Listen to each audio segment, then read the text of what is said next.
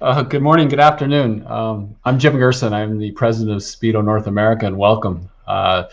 This is a pretty exciting day for Speedo. Today we're launching the Speedo USA Federation suit, and you're also getting an opportunity to meet some of our athletes who will be wearing this suit in the Tokyo Olympic and Paralympic Games.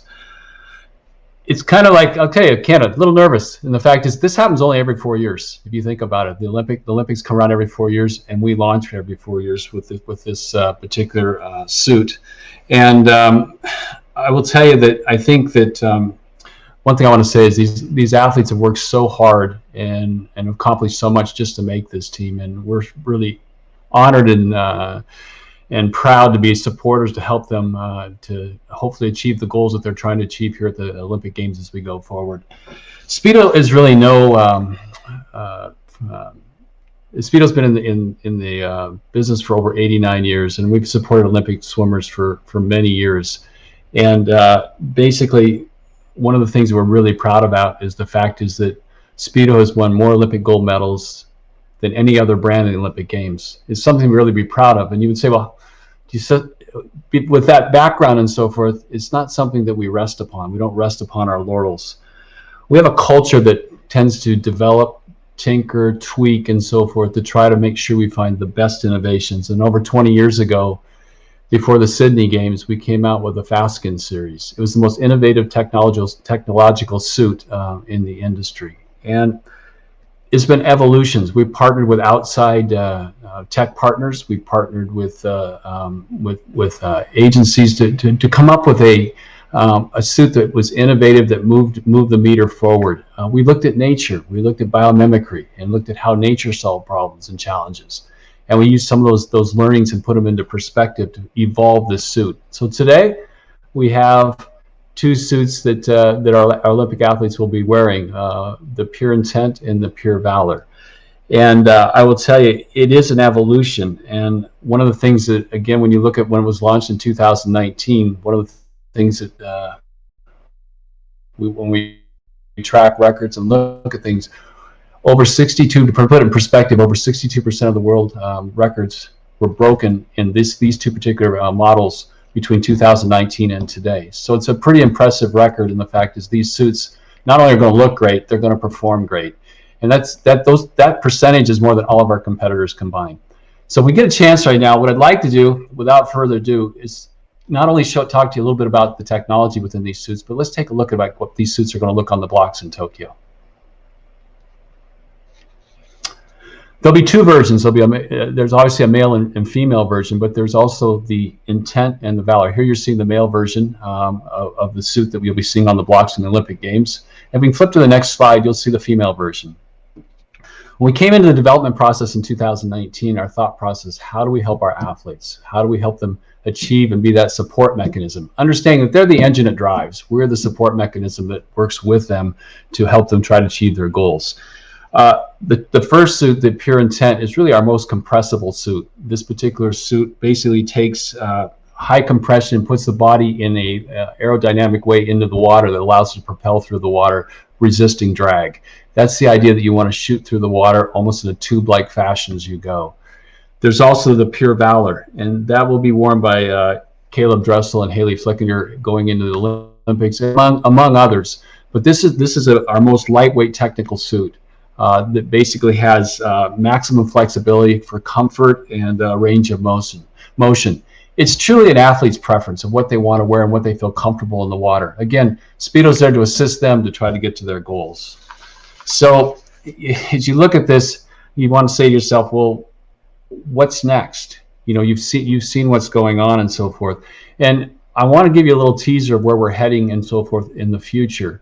But before that, I also want to remind you that we're going to have video chat. If you've got questions and so forth, please put them in the chat room, and we'll grab those as we go forward. As I mentioned, we're never satisfied. We look and say, well, where can this be? What does this suit look like? We have the first 20 years from the Fastskin's launch. What does the next 20 years look like? As we think about this, we said, what can it be?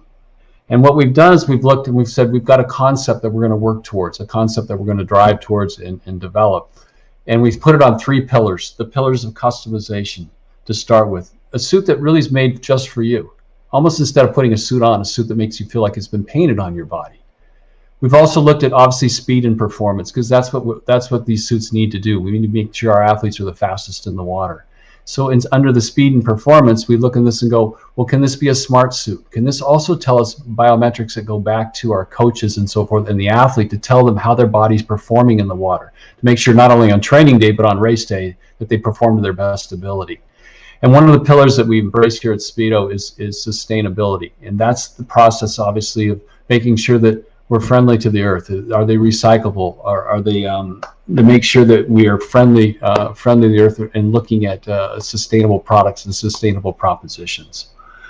So you say, so what does Speedo 4.0 look like in 2040? We've got a little teaser video for you to see, so I'm going to ask the group to play that for you right now, and I think you'll be pretty excited for what you see.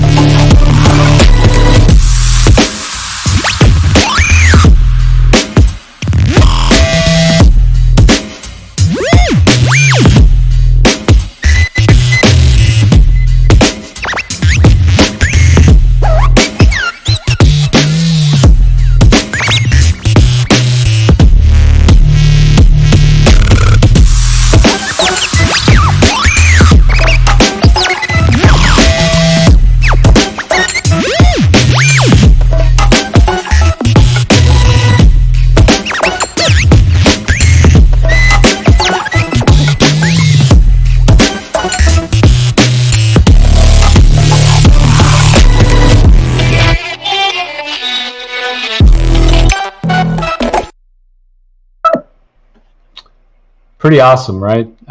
Not only is Speedo thinking about today, but Speedo's also thinking about tomorrow. And I think you've got to always set your goals. And I've always been told if you don't know where you're going, any road will take you there. And I truly believe the fact is that we have a strategy and a direction of where we're going to take these suits as we go forward. And you can imagine what those athletes are going to look like in 2040 when these suits come out and we're pushing the limits again and breaking barriers and making waves. What I'd like to do right now is bring in a few of our athletes to introduce them to you. We've, as we all do in the COVID world, we've had some technical difficulties on bringing a couple of our athletes we expected today, and that's okay. I want to make sure that I bring them to light and you understand not only who you'll see in our suits, but maybe giving you just a little perspective of who they are as individuals. So if we could do me a favor and roll this, I'd like to introduce you to some of our Team Speedo members. First of all, an amazing dominating performance this last week in Omaha. A two-time Olympic gold medalist, 7-time world record holder, Caleb Dressel, will probably, as you'll see in Tokyo, will etch his name into history. Caleb qualified in the 50 free, the 100 free, and the 100 fly, and we expect him to be on several relays going into the games. So, as you'll see, Caleb's based out of Gainesville, Florida. Happened to have a little technical difficulties down there with the weather and so forth. We're hoping to have him join, but at this point, if he joins us, we'll bring him back in. But I just want to make sure you get to know that name real well, because Caleb will be front and center in the Tokyo Games. Our next athlete, if I can flip it, is Haley Flickinger. Haley's a returning Olympian who dominated the 200-meter butterfly at trials, second fastest time in the world. So again, someone you're going to hear her name as we go into the Olympic Games. She swam at the University of Georgia. Haley will be competing in the 200-meter fly and also the 400 IM individual medley relay. The next one I have is a new athlete with us, recently joined Team Speedo. He's a 5-time national champion, and he secured his first bid in the Paralympic Games by setting 3 American records in the 100 and 200, 150 meter freestyle. Jamal Hill is based out of the Los Angeles area, and not only is he an amazing athlete, but he's also an amazing individual for some of the work that he's doing in and out of the pool. Jamal has a swim foundation called Swim Uphill, just Swim Uphill, and it's a nonprofit that really works on teaching kids and adults in the LA area how to swim. He's got a goal of teaching over 1 million people to swim. It's an incredible goal that Speedo embraces with him, and so we're working with him on how to bring this to life and bring the awareness to this, and we're really happy and thrilled that he's part of our team. And not only he's also co-wrote a book. It's called A Bull, a Bench, and a Bucket, and I will tell you, he talks about learn to swim under 5 hours. So not only is he quick in the pool, he's also quick to teach you how to learn to swim. So again, please, I want to welcome Jamal to our team, and really happy to have him. And the last one I want to feature today and talk a little bit about is Abby Weitzel, who's a 2-time Olympian, American record holder. She lives up in my old stomping grounds up in the Bay Area. She swam for Cal Berkeley. Abby is a sprinter, again, where she competes and earned her spots in the 50 free and the 100 free, and be in Tokyo, and will possibly, more likely, will definitely be on some relay events and so forth. So we're thrilled to have her joining us, and again, sporting Speedo and representing not only her country but also our brand. So thank you, Abby, for being part of our team. Before I go into the question and answer period, there are a few other athletes I would like to recognize on Team Speedo that were unable to join us. I assume that they're probably in the pool training right now, or in making sure that they're cementing their thought process as they go towards Tokyo. But Ryan Murphy, Andrew Saliskar, and Becca Myers, you'll see Ryan competing in the 100 and 200 backstroke. So that name, please be familiar with, because you'll definitely see him go there. Andrew will be participating on the 4x200 freestyle relay team, and Becca, who will be in the Paralympics, is going to be a busy individual. She qualified the 400 free, the 100 free, I'm going to look down here, 100 fly, and the 200 IM. So she's going to be an awfully busy individual for those games and so forth. But again, a name to be reckoned with and to be realized as we go. So again, I can't say anything more. And the fact is that these athletes we're so proud to be associated with.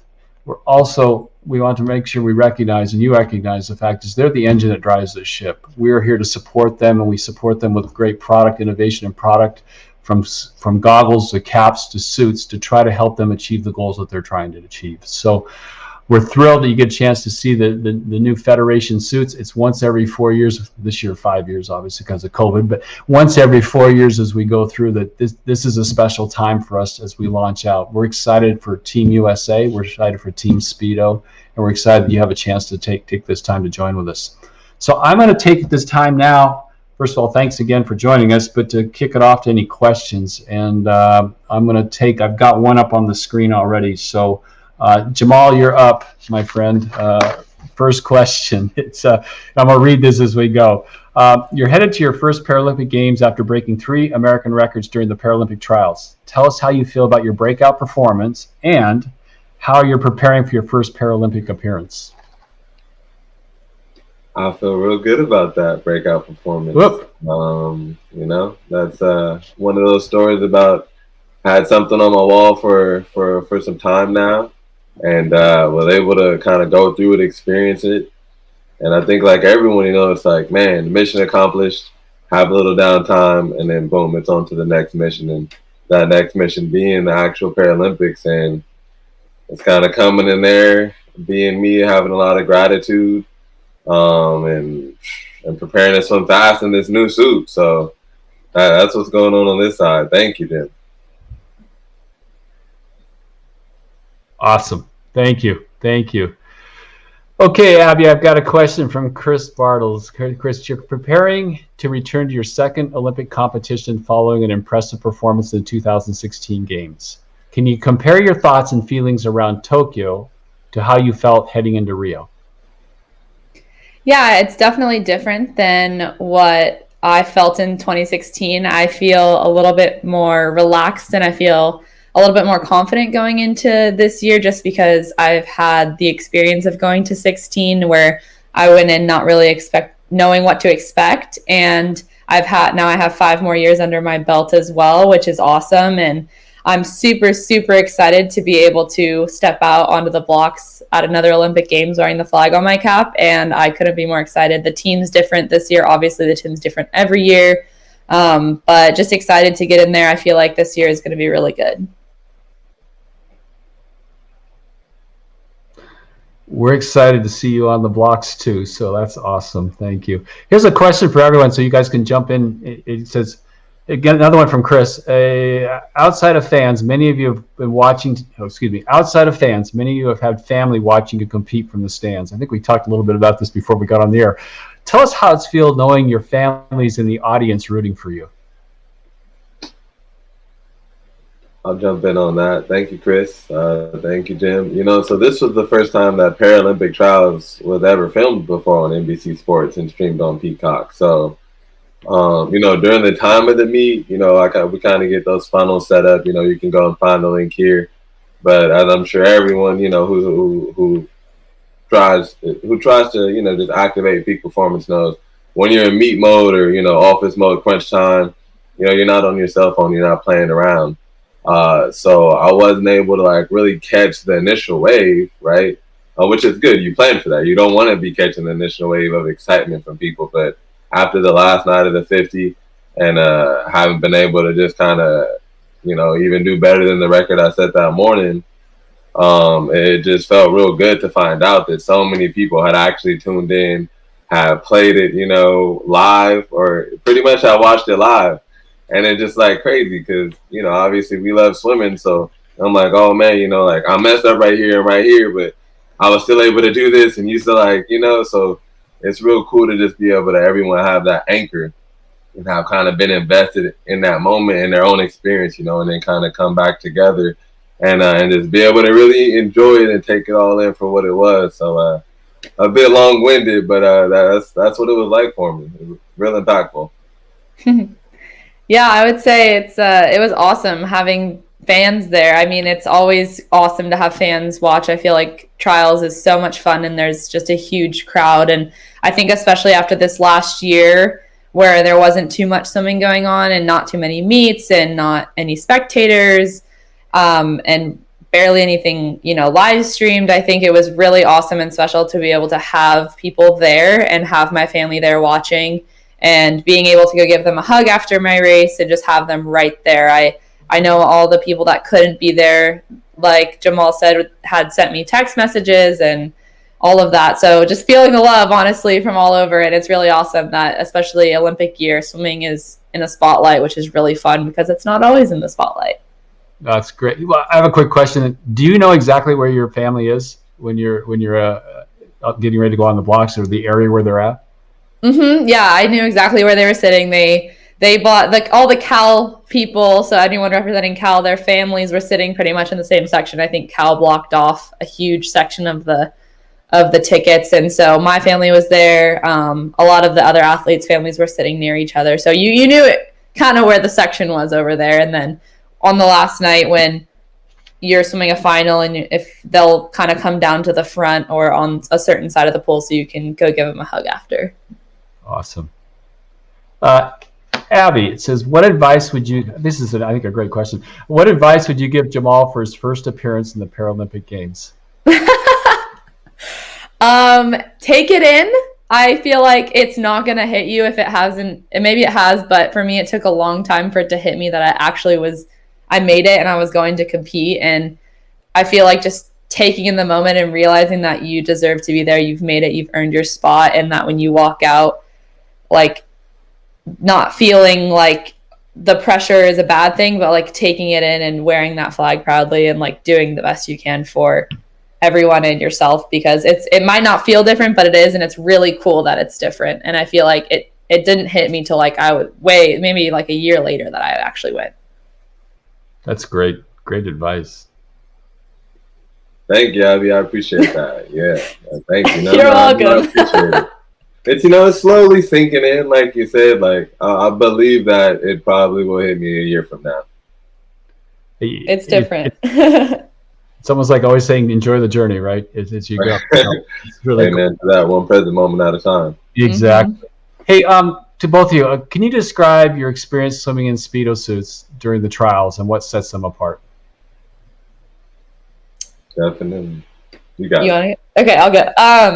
I've worn Speedo my whole swimming career, and I just feel I've tried on other suits, and there's nothing like the Speedo suits for me. When I graduated college and was, hoping to join Team Speedo, honestly, it's always been what I wanted. I was trying on a couple other suits, and when I put the Speedo suit back on after, I was like, okay, it's home. I'm back home. Like, this is it. It always just feels so comfortable to me.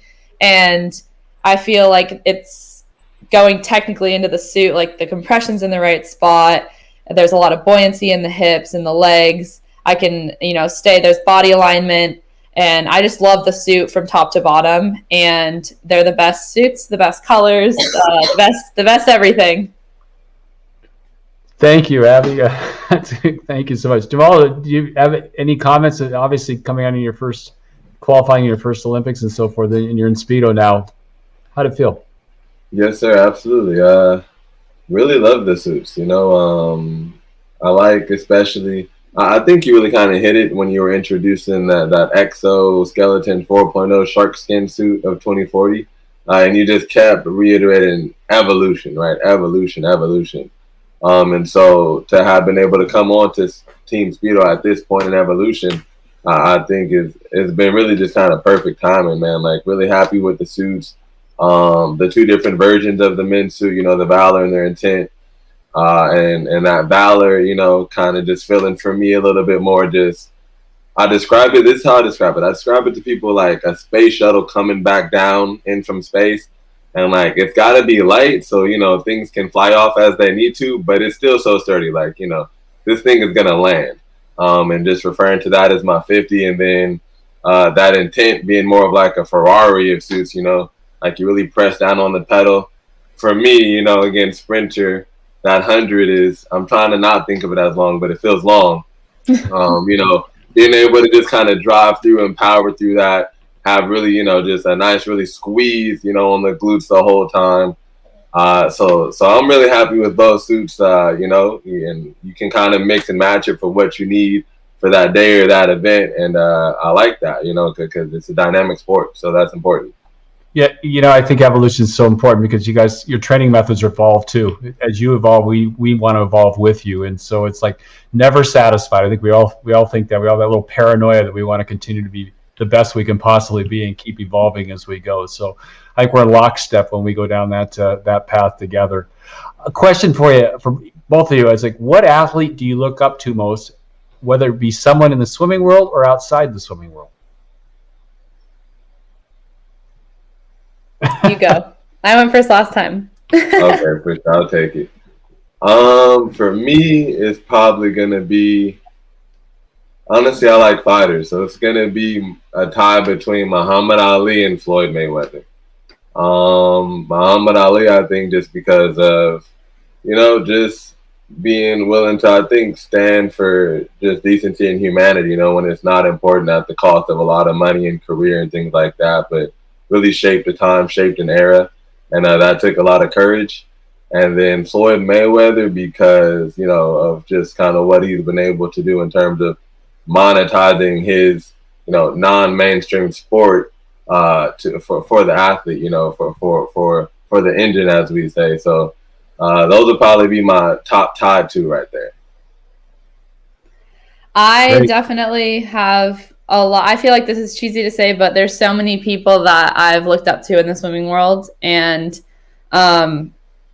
when like my immediate reaction when someone asks me who like my inspiration is or who my role model is or who I really look up to is both I always have looked up to Elizabeth Beisel and Natalie Coughlin. And I think they're just super, not only amazing athletes, but they are and were both just amazing leaders and just people who you liked to be around and could look up to for leadership or go ask questions to, no matter your age. And they were just awesome people. And Beisel's awesome. She's just so cool in and out of the water. Like, her life is just like a dream, honestly, I feel like. So yeah, those two women are awesome. And they definitely were people that I looked up to when I started swimming, for sure, and still do.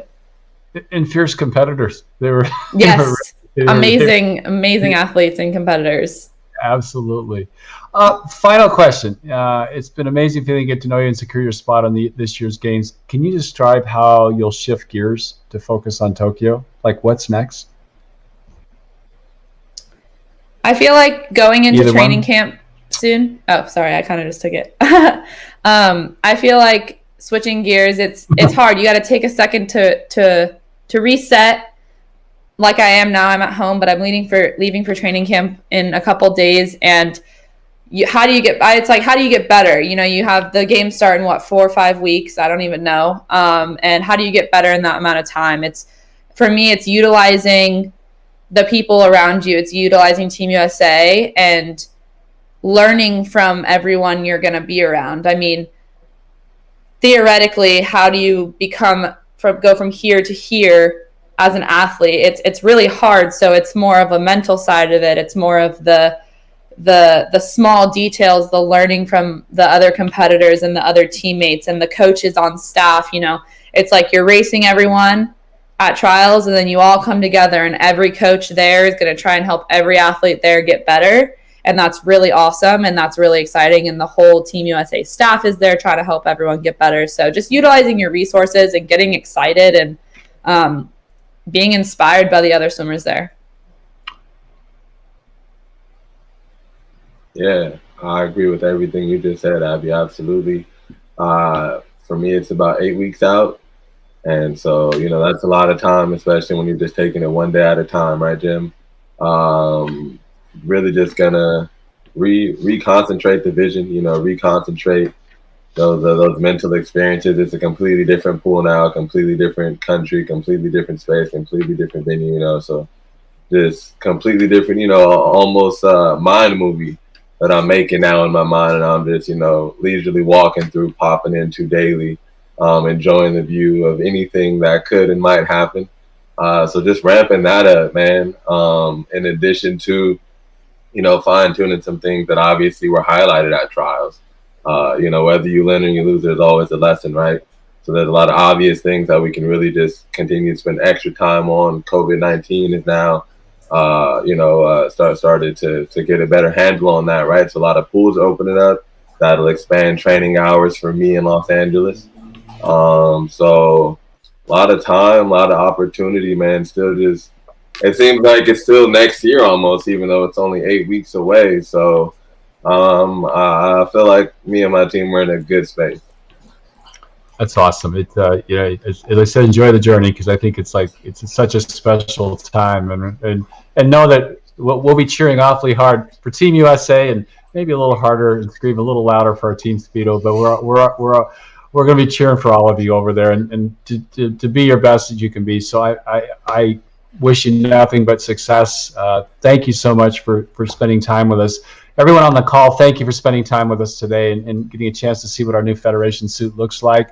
Get a chance to know a couple of our athletes a little more in depth than maybe you did 30 minutes ago, and look for them to do some amazing things on center stage in Tokyo. So unfortunately, the ones we couldn't, Caleb and Haley and so forth, we were expecting on today, we had a little technical difficulties and so forth. I know they would love to join, so we'll try and regroup on that. And maybe if you have questions for them specifically, you can ask those. You'll see a number to call. You can ask for that, and we can get back to you for there. So thank you again. Enjoy the rest of the day. Thanks for joining us, and go Team USA, go Speedo.